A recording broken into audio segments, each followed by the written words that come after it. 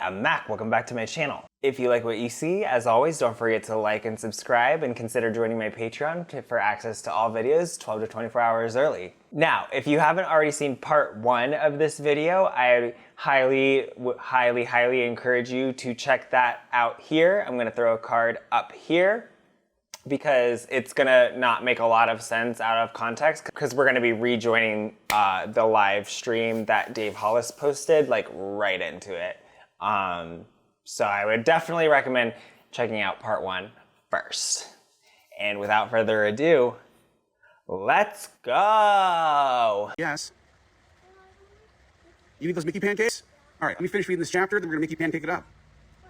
It's way too cold for that outfit out here. It's like 50 degrees.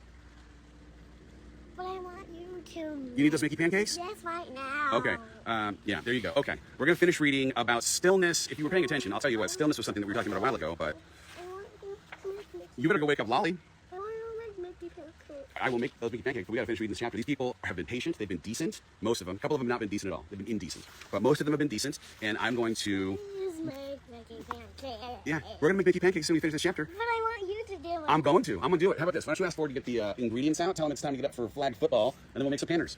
And then I can have a snow cone at football. Yeah, we'll see. That'll be good. We'll do that. Okay.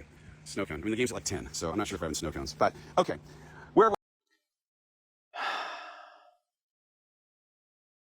It's so interesting to hear him talk about, you know, the experiences that really matter, etc., you know. But like, he's like, oh yeah, well, as soon as my, you know, child stops annoying me by requesting that I, you know, participate in what could be a very nice, you know, memory of her early childhood and very special, you know, bonding moment that I will never be able to get back, by the way. Once they're gone, they're gone. Okay, you know, it's gonna be gone before you know it. She's gonna be all grown up before you know it. But I can't do that right now because I need to talk to these random strangers on the internet, you know, who I might add are currently begging me in the chat to get off of here and go spend time with your children. You know, I need to go talk to them instead of spending time with my daughter, who has been, honestly, for a 4-year-old, incredibly patiently waiting for those pancakes she was promised like an hour ago and that she will not get for at least another hour. In the book, I don't know if you've seen this, but my buddy Aaron Tinsley, I mean, he just crushed all of the drawings. Just so incredibly fantastic. There's just, at the end of each chapter, there's a journaling activity or an open-ended questions prompt. But like, there's just, you know, the hope was like at the end of every single chapter, could I give you something that would allow you to take the passive reading experience and turn it into an active, practical thing that you would potentially now learn something from because of you going through it as opposed to me telling you about it. All right. Someone asked, what is this? Look, it's called Built Through Courage. Face your fears to live the life you were meant for. And I'd like you to buy the book. It's available right now. Okay. Having never journaled before, I had no idea how powerful this practice could be. I wrote in my green notebook for 3 days, almost without stopping. When I'd start each journaling session, the first 20 minutes or so were a warm-up to get out the things sitting at the top of my consciousness. Thoughts I already knew I had. The stuff I needed to do. Details that were causing stress and anxiety for me that I was already well aware of. Oh, you guys, you're so sweet. It's 8:11, and I love this girl. I mean, I truly, I would do literally anything for her. But there are also 1, 2, 3, 4, 5 other humans inside the house who have themselves not woken up yet. And so, I mean, I hate to have Noah have to understand this the hard way. We're going to wait until a couple more people are awake before we start clanking pans around and making pancakes. So trust, I love you guys for being worried about whether or not she's going to get her pancakes. She eats 3 squares a day. She's got a good balanced diet. Like if there was a pyramid of food, she's getting all of them. She's getting all of them and then maybe a little extra every once in a while. So it's all good. We're good to go. Thank you for your concern. Okay. The point is they're not really concerned about whether Noah is getting the requisite number of calories or whatever. The concern is that your 4-year-old has been begging for you to spend time with her for like the past couple of hours, while you go on and on and on with this bizarre rant to people online. And the people online are begging you to go, please spend time with her. Time that you will never be able to get back. Once it's gone, it's gone. And even if you hate your kids as much as you seem to, with how dismissive and honestly straight up rude and contemptuous you are when you speak to them, how about you go at least pretend that you're going to go spend time with them and get off of this live? Because frankly, if for no other reason, how about for the reason that you're making your followers so uncomfortable and so just tense right now, because they're all like unable to think about anything other than like the fact that you really should just get off of here and go spend time with your kids.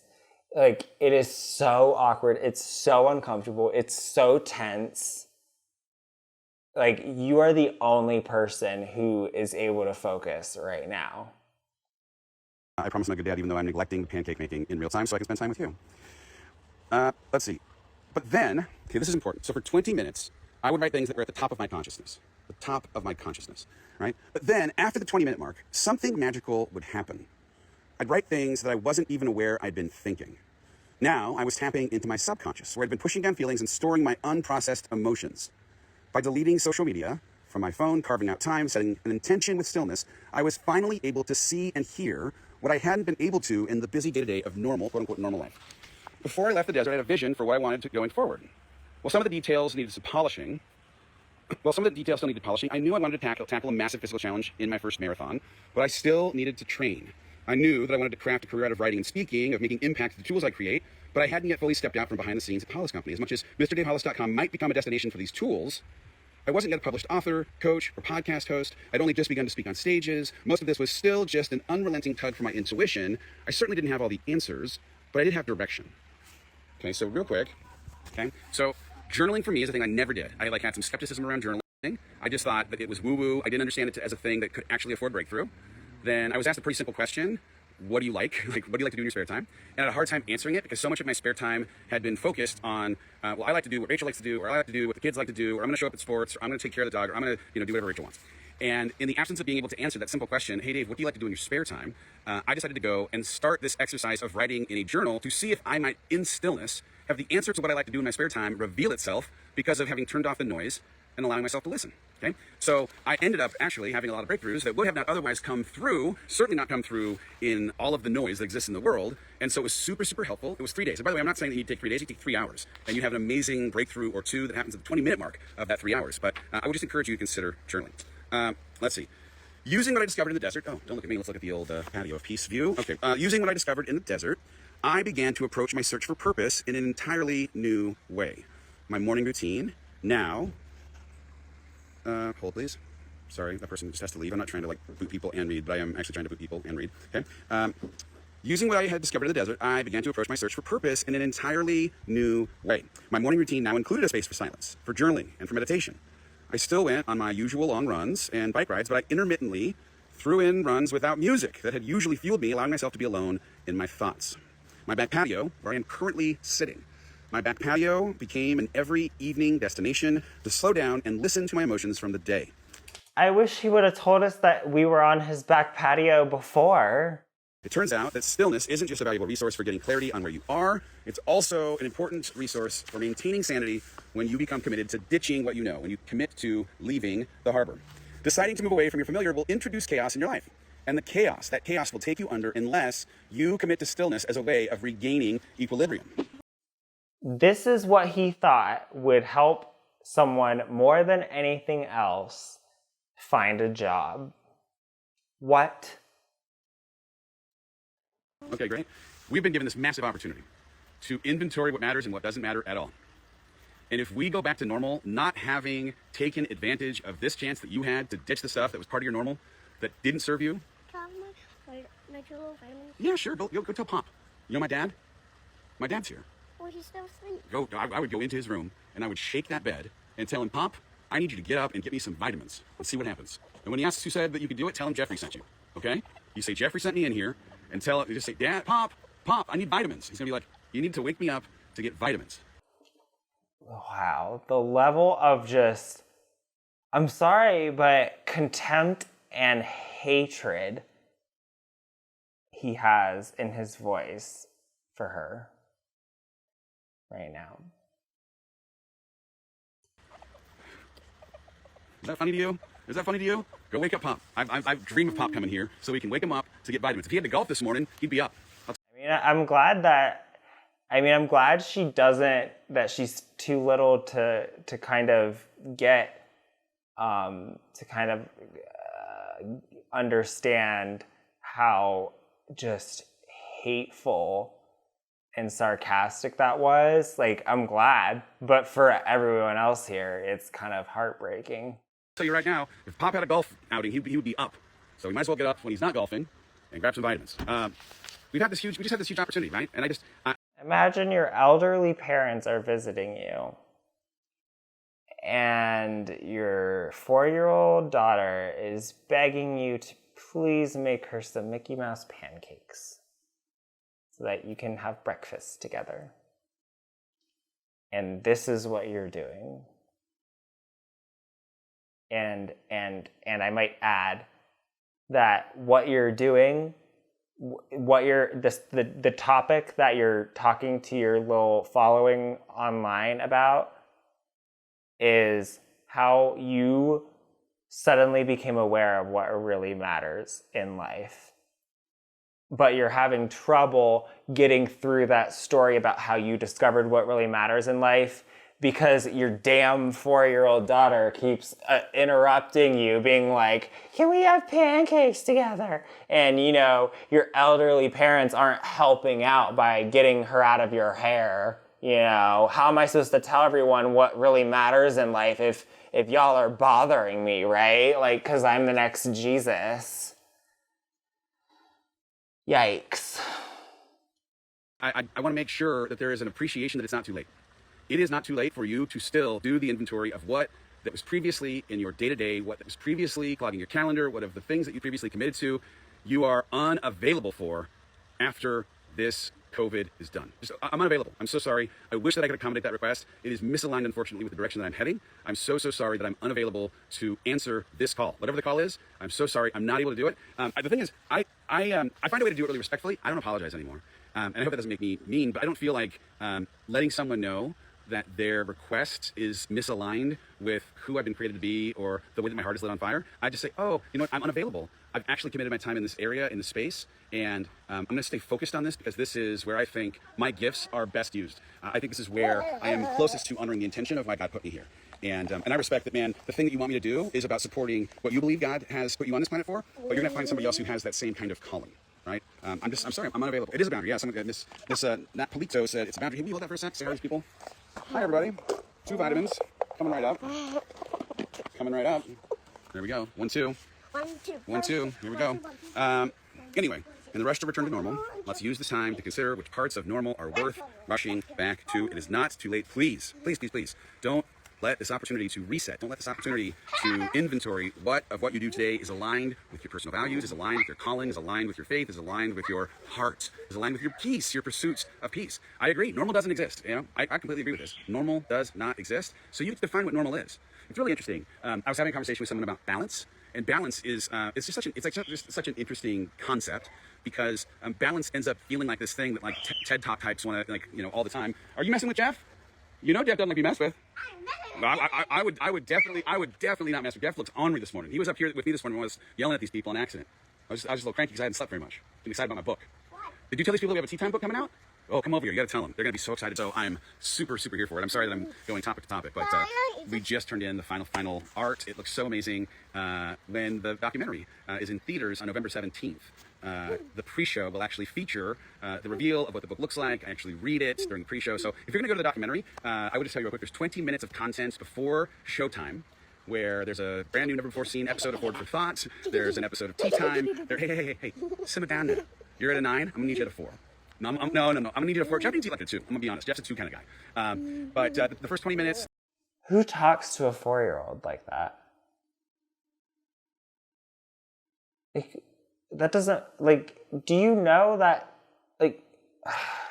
There's some information on an upcoming men's conference that I'm throwing. There's information on the next Dave and Heidi Get Fit Challenge. There's information on a new podcast. Who the hell is gonna come to a men's conference with you, Dave?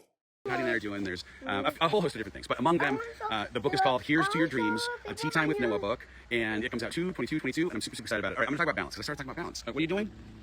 Oh, you're showing your nails? Who did those nails? Did Lolly do it? Lolly did it? My mom did it?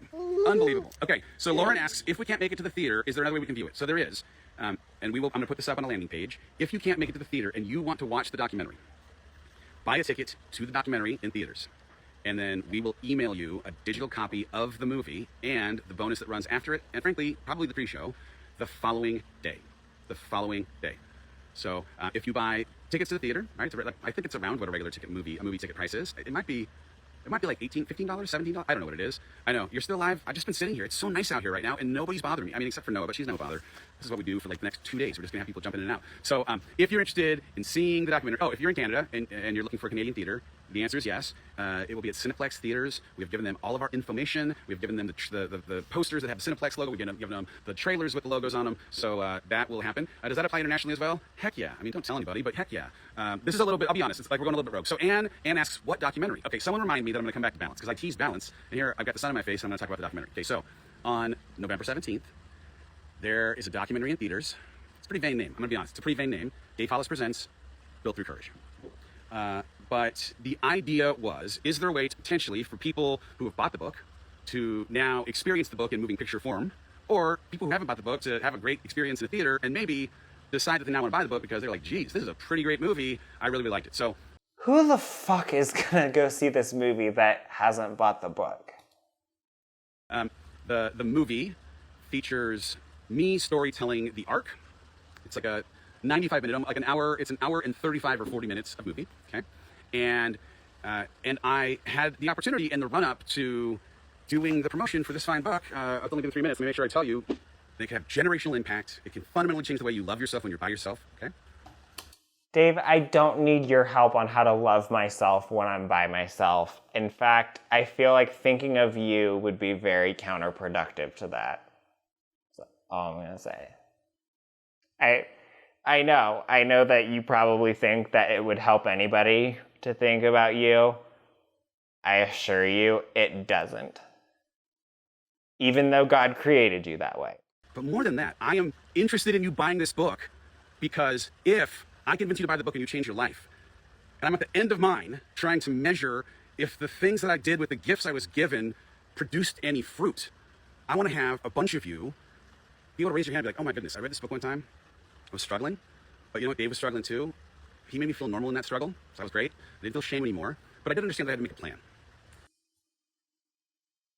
Dave, I am almost 99% sure that when you are at the end of your life, you are going to wish that you made pancakes to enjoy with Noah, rather than spewing bullshit to your online following. And if you don't, then you're just a garbage person. So I made a plan, and when I made that plan, it changed the way I thought about myself when I kept promises to myself. I created some integrity every day with myself in a way that changed the way I love myself. And what I realized is it wasn't until I loved myself that I was able to have the courage to believe in myself. I didn't have the courage to think that I was available to do the things that God created me for because I didn't love myself enough to believe in myself enough to say yes. Okay, so here's the thing. I wrote a book that singularly is interested in you reading it so that you might love yourself again. So that you might... Dave, I already love myself. I don't need your help. Be brave enough to believe in yourself again. I already believe in myself. So that you might find a way to listen to the voice that's been begging you to pay attention to it again. That's it, right? Dave, that voice for you right now is Noah. That's not a voice in your head. That's a real child who is begging for your attention. Begging for your attention, and who I hope you will regret not giving that attention to when you're on your deathbed. Or, when this childhood is over and you can never get it back. All these precious moments that you will never be able to get back. And it is so bizarre, the juxtaposition of you actually talking about how you are so aware of what matters as you ignore and are hateful toward the child in the background. Do I want the money? I mean, I like to be able to take care of my family. This isn't about taking your $18. Frankly, if you buy the book and don't read it, then don't buy it. I'm not interested in taking your money or making a list with a book that you're not going to use. But I cried half of the days while I was writing this for more than a year. For you. I wrote it specifically thinking oh man, there's going to be a person, right? It's going to be my friend Amy. Amy needs this. Amy needs this, you know why? Because I know I needed it. I know I needed it. And if I can give this to Amy and she changes the way that she thinks about what's possible in her life, then maybe Amy as a mom is modeling for Sally, Amy's daughter, then anything's possible. Now Sally grows up and she's only had Amy as a model, and every time Sally looks up, she's like, oh my goodness, I don't even know anything other than living into believing in yourself and following the call that God's put on your life. I've never seen anything other than that. So of course, now that Sally's become a grown adult and the world's trying to convince her of a bunch of lies, she's like, why would I believe these lies? I've only ever watched Amy live into her truth and follow her calling and be in her purpose. It's so heartbreaking seeing Noah try to get his attention. So yeah, I don't need your book, Dave. You know what? I hope that Amy will read my book so that Sally doesn't need to buy it. That's real. What's up? What's up, babe? How can I help you? I want you to make Mickey sandwich. Do you understand that when you ask like this in front of our friends on the internet, they think that I am a terrible person? Because you are. When I don't jump up immediately. It's not that you don't jump up immediately, Dave. It's that it's been like an hour and a half now since you first told her that you would make her pancakes. And you've been ignoring her. You've been downright caustic and mean to her. You've been vicious to her just because she's begging to spend some time with you. Ladies and gentlemen, please rise and remove your hats. It's Mr. Ford Hollis! Ford, I need you to do something that will change the way these people feel interested in showing up for their life. So I need you, Sarah, I'm gonna go back. What the fuck do you say when you're a 9-year-old boy and your dad tells you that? What do you want? What? I don't understand it. This has got to be so confusing for his kids. I don't know what the... most adults don't know what you're talking about, Dave, because it's just meaningless self-help drivel, okay? But that's fine, because I know that it doesn't mean anything. But your kids don't know that it doesn't mean anything. They're confused, and they want to give you the right answer. So what, they're just going to stand there quietly. Balance. I know. You're excited about balance. I'm going to get back there. It's Saturday. We might be on this live for the rest of time. Literally. I might have mail sent to this live from now on. I might not... That's your fault because you are unable to stay on track and to wrap up a conversation. You just repeat yourself over and over. Never get up. I am enjoying this patio. I'm excited about this patio. I'm excited that Ford's finally come out on this patio. Ford, what time's your game at today? 10:30. 10:30. We got a 10:30 game. People talking about snow cones for a 10:30 game. Out of their mind. It's crazy. No, the game ends at 12. The game ends at 12. Well, 12 o'clock's the proper time for snow cones, so I think it's fine. No. I was not saying shut up, Sarah. I appreciate you. I love you. Goodness gracious. If you're just joining us, my name's Dave. That's Ford Hollis. He is a literal genius. He was put on this earth to do insanely audacious things. You want to see a world changer? Everyone close your eyes just for 1 second, okay? Everyone close your eyes. No, close your eyes, close your eyes, close your eyes. Everyone close your eyes, okay? Now, everyone open your eyes. This is Ford Hollis, okay? You just opened your eyes to a world changer. This man, Ford Hollis, Fort Hollis is going to, and I don't mean figuratively change the world. No, literally. He's literally going to change the world. Doing what, Ford? And this is the important thing. Whatever he works hard at and whatever he loves and Love that he just had to answer for him. whatever brings his heart to fire mode, that's what you're going to do, right? We're going to support and celebrate that you are amazing in all ways, just like you are. I still don't know what my career is going to be. Don't know what your career is at 9? Well, I guess we're lucky we don't live in some other places outside of Dripping Springs, Texas, because in Dripping Springs, not knowing what you're going to do at 46 ends up actually also being okay. Oh, but Dave, I thought you did know what you were doing. I thought you were an author and a podcaster and a coach and a blah, blah, blah, blah, blah, the fuck. So we're good. We're good. All right. I know, Lauren, I do need to sleep, and I do appreciate that. I can't, you know why I can't sleep? This is what's crazy. I know I come off a little bit like a crazy person, but I've been so fired up about the book.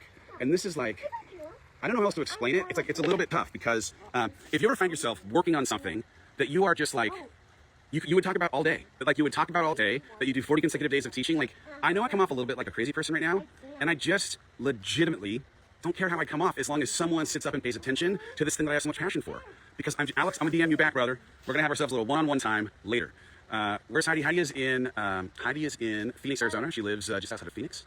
She headed back home, and she is gonna spend the weekend with her kiddos, and they're gonna do some Halloween. We're gonna try and do it all as a crew here, and then we just realized like there's some traditions that we have that they have. The idea of like When the sun stealing. goes down, we're going to do trick-or-treating. Not tonight, but tomorrow. I like what you're saying. Yeah. But Heidi and I also, again, like we had the blessing of her exes, my parents jumping in last minute to take on helping watch Humans so that we could do a book tour that was not planned. So, and that is so sweet. I'm working on a very powerful frequency. And the thing is, I don't know what that means, but I agree with it. And you know why I agree with it? Because I'm freaking passionate about this stinking book. And so, I didn't mean to say stinking. You know how much I like this book. No, I would never disparage Built Through Courage. Here's what it is. Your 4-year-old daughter does not know what disparage means. I'll just say what it is and then stay up. I know, I'm going to stay up. This is what it is. Okay? I had a career in entertainment for 20 years. Okay?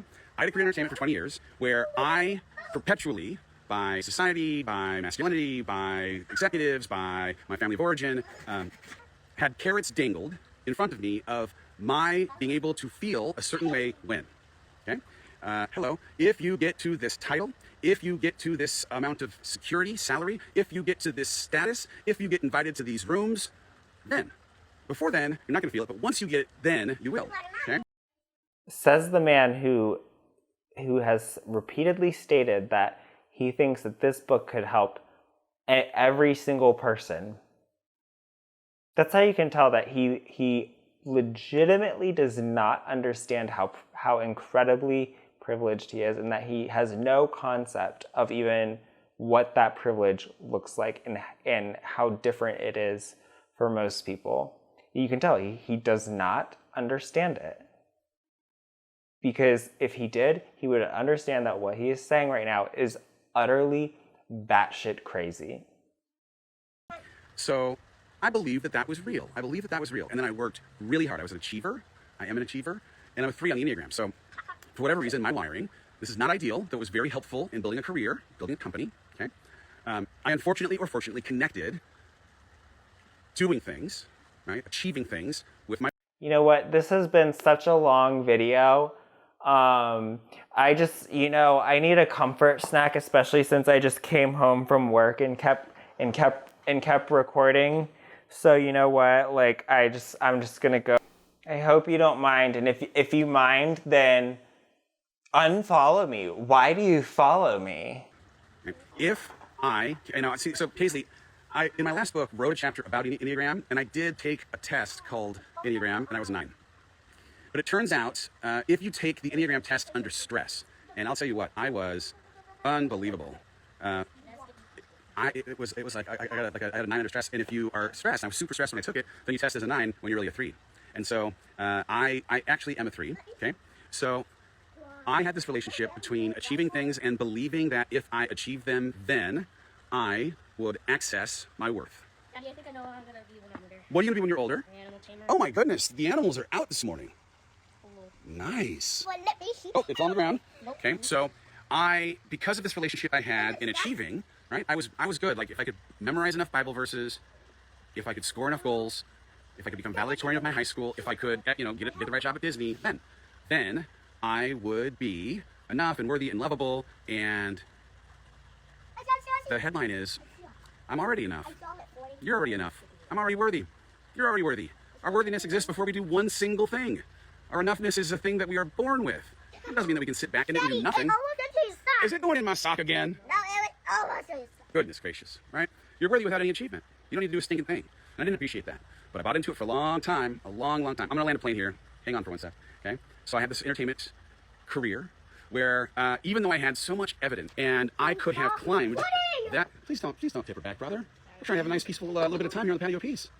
Right? I could have climbed a ladder for the rest of time. When I came to my bosses at Paisley or anyone that I might look a little bit tired, I am so freaking excited about this book that I am in the middle of the night getting up, thinking of ideas for how I can talk to people about it, because after climbing the wrong ladder for so long, now I am gonna cry. So good news, you guys finally got me there. Okay? I call this a panda gummy bear. Oh, raspberry the thing. panda gummy bear raspberry bracelet. Good work for it. This is for a little bit of a smaller wrist. So no, Hollis, this is for you. No, I climbed the wrong ladder Dad, how do you for 20 years of my life.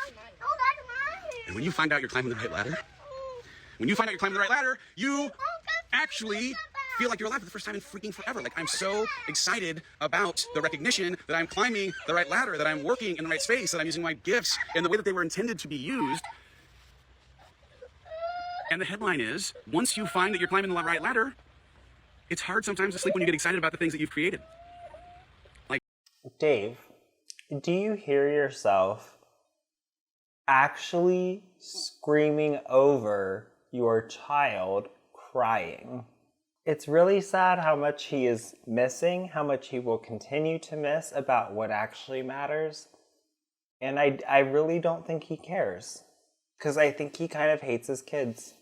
if I look tired, my tiredness is a reflection of how freaking excited I have been all week long that this thing that is the proudest thing I have ever created, other than the crying human over here. Didn't even create her, adopted her, she's amazing. The proudest thing I've ever created came out this week. It's just amazing that you can get to a place. I didn't even think it was possible. That's the headline. I didn't think it was possible to get to a place where I could be so connected to why I'm on this planet, and I am. What's up, boo-boo? What happened? Did he took your bracelet? Hey, Ford, can I have that bracelet, please? I know, I just want to borrow it for a sec. Can I borrow it for a sec?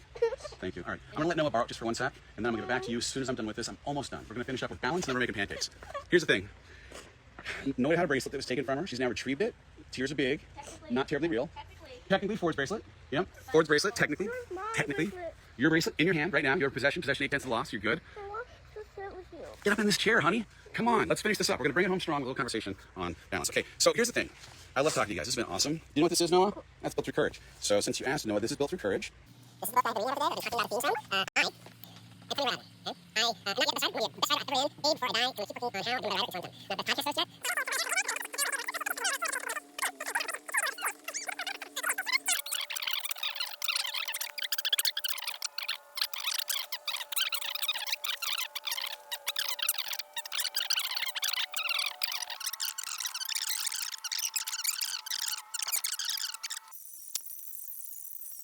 Of the journaling prompts, a ton of the activities back of the book, at the back of each chapter. And if you decided to put your all into it, this is a guarantee. I would 100% guarantee this. You would change your life. You want to change your life?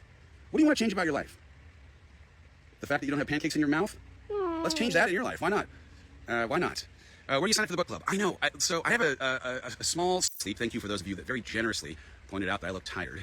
No one likes to hear that more than me. Trust me. But I think on Monday morning I'll probably come on. Tell me one thing that is currently a block for you with any of those things. I will tell you how this book will help you. Because whatever block it is, this book will help you. Yeah, guess what?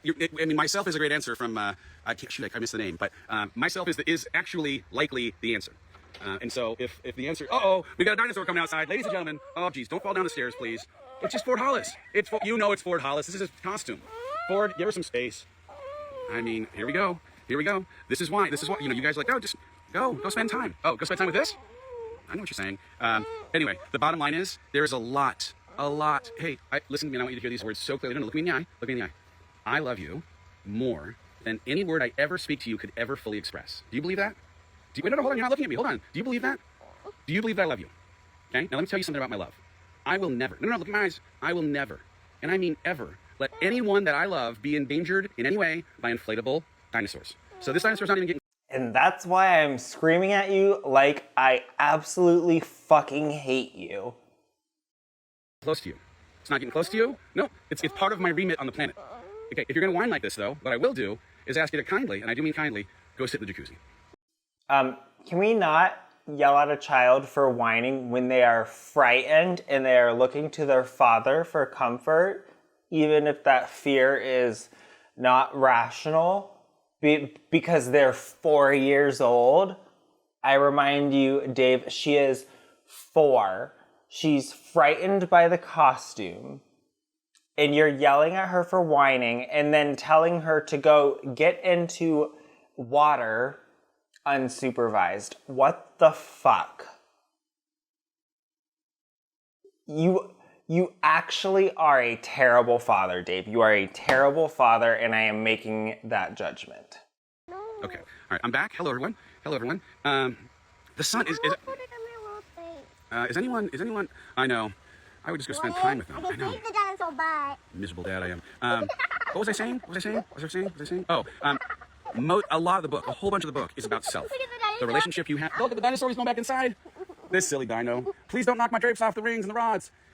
This relationship that you end up having with yourself is everything. Whether you have belief in yourself, whether you have the courage to listen and trust your intuition, all of that. Right, all of that is so important. So when someone says, like, and again, like, there's no, this isn't me trying to be like hubris, like, oh, I've written the greatest book of all time. I think it's amazing. It's certainly the greatest thing I've ever written. And Is the dinosaur coming back? Dinosaur has been evicted. Dinosaur is now going to go to another part of the home where dinosaurs are allowed, but will not come back and bother us. Mark my word. If you see the dinosaur, here's what I need. Don't cry. Just give me 3 taps on the shoulder. I'll jump right in. Okay? 3 taps on the shoulder. I'll jump right in. And I'm sure that the 4-year-old will be able to follow those instructions when she's frightened. There's just so much. There's no dinosaur. That's a false alarm. You can't cry wolf. Honestly, you know how I feel about crying wolf, right? Don't make me tell you the story of when I was at Nana's house when I was a kid and I said I was drowning in a jacuzzi and I had to be suspended from all family things forever. Everything. So many of the things in the book are about this relationship we have with ourselves. And when you say you have a block or that you're disconnected from feeling like you have permission to chase your calling or that you're able to live into the reason why you've been put on the planet, often it's because you are still living into and believing stories that have been told to you by someone else that is disconnected from... Hey, Eric, I'm going to let you parent your kids, brother. I'm going to go ahead and parent mine. I'm just trying to finish a quick conversation. And when do you plan on parenting them, Dave? Because I have not seen it so far. Now we can't be friends anymore. The way that you end up having a relationship with yourself ends up being... Yep, okay. All right. Now we're going to go. Okay. Last one. I'm doing it one more time. I feel like I'm at the Jerry Lewis telethon. I want so badly for Ed McMahon to still be alive because I want to tell him to go to a tote board. There is no tote board. This isn't even about totes. I am interested, more than anything, in making sure that you don't miss an opportunity to have agency in your life and change it. This book is no joke. I know I have bias. I wrote it.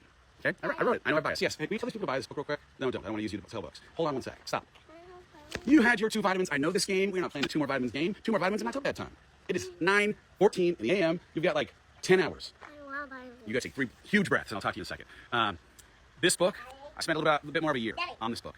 I wrote it for you. As much as, yes, I got a lot from being able to cathartically walk through what I was processing, and I feel like I'm smarter and a better version of myself for having written it. I also know, for sure, that I was not the intended recipient. Noah. I will open it at 7:15 p.m. tonight. When we get back in our vitamin game, the FDA has given a recommendation on the number of vitamins that children get to have in each day, and you, ma'am, are at your limit. I love you enough to say no. This is a boundary. Get a life. Boundary. Get a life. Boundary. Get a life.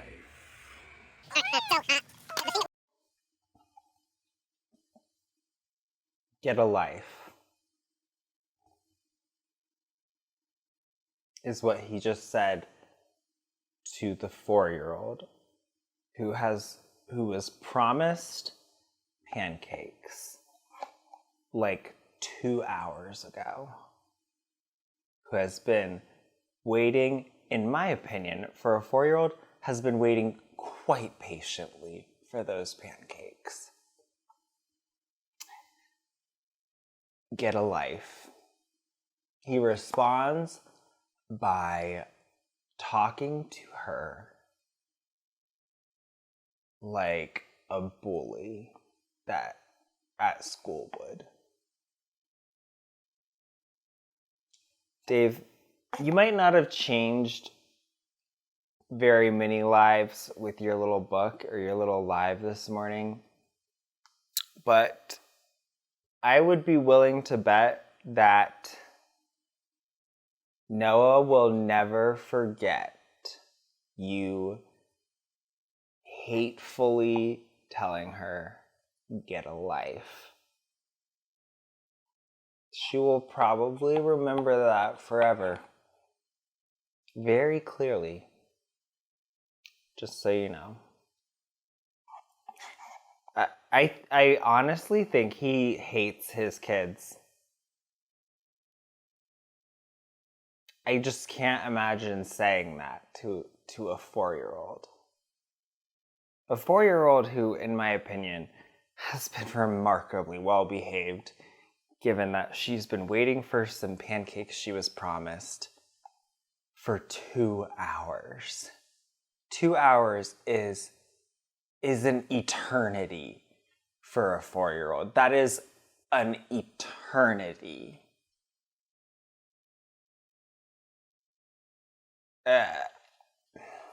It's so heartbreaking.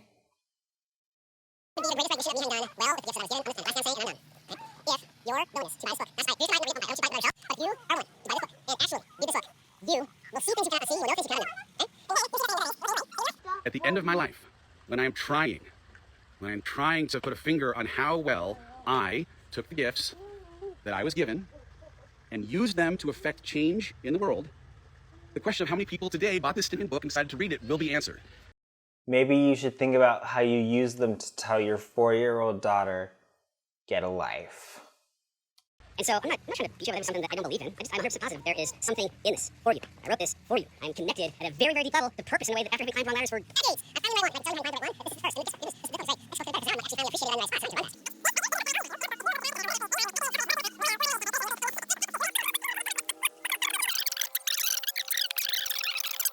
There's a plan, there's a recipe, there's a map. And if you decide to do it, fantastic.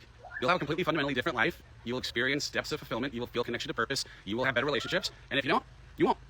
And that's fine. I mean, it's not fine for you. It's unfortunately, it's not even fine for me because I want to try and compel you because I know how powerful this freaking thing is. I want to compel every single one of you to pick it up and read it so that we can get together in this backyard as a crew and you can actually. Oh, Dave, don't worry. I think I might survive without you.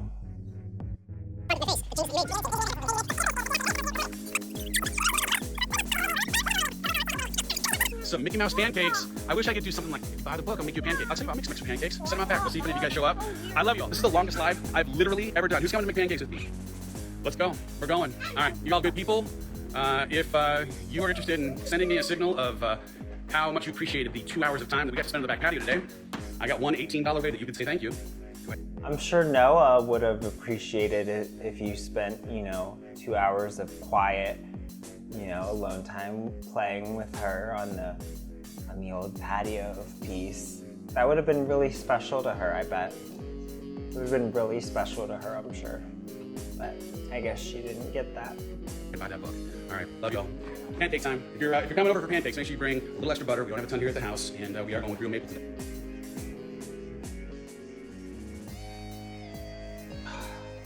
It's so heartbreaking, and it's also quite concerning.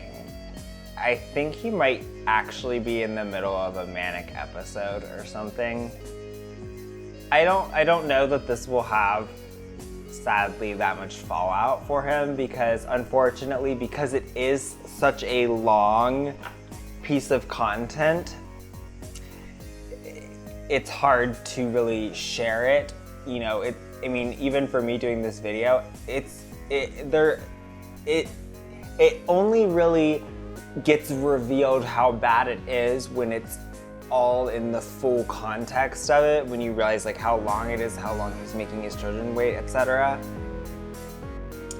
Versus Rachel's toilet gate was under a minute and you could share it, bang, it was terrible, But also, Dave never really had that much of a following to begin with. So,